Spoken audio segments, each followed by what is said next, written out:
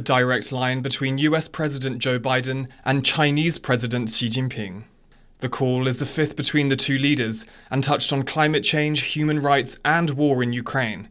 But it comes as tensions over Taiwan worsen.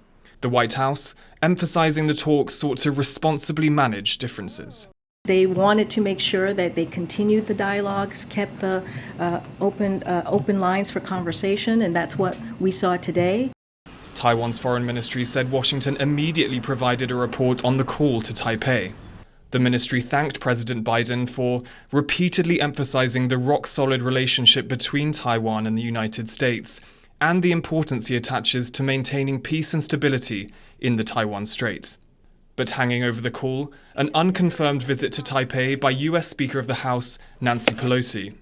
Pelosi leaves Washington for a tour of Asia on Friday.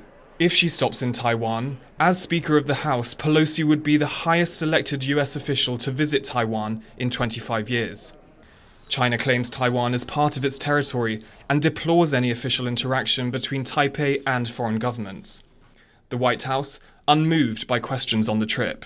But does the president have an opinion on congressional delegations traveling to Taiwan? The president has been a senator himself, as I mentioned, for 36 years, right? He understands this process. You do not tell a congressional member where they can or cannot go. He believes that. This is up to the speaker to decide.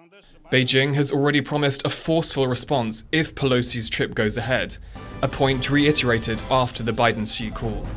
中国政府和中国人民在台湾问题上的立场是一以贯之的，坚决维护中国国家主权和领土完整是14亿多中国人民的坚定意志。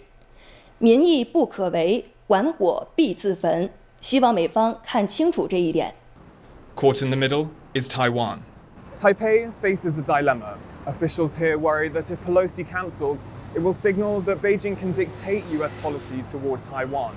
But if the trip does go ahead, despite Beijing promising the United States will bear the consequences, many here fear it will be Taiwan that faces reprisals. James Chater for TaiwanPlus in Taipei.